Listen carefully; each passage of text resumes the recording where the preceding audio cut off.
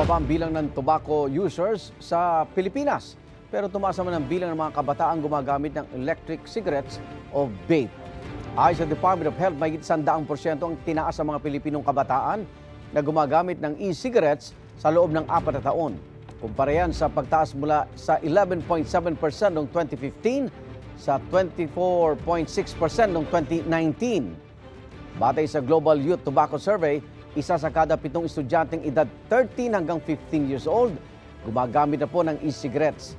Mas bata yan sa nakasaad sa batas na legal na edad na pwedeng manigarilyo. Isang dahilan na yung easy access o madaling paraan para makabili ng mga e-cigarette. Para tugunan ng banta ng tobacco epidemic, ibinahagi ng DOH ang Philippine National Tobacco Strategy for Prevention and Control 2030. Layo nitong pigilan at kontrolin ng tobacco at vape-related diseases sa bansa sa susunod na mga taon. Igan, mauna ka sa mga balita. Mag-subscribe sa GMA Integrated News sa YouTube.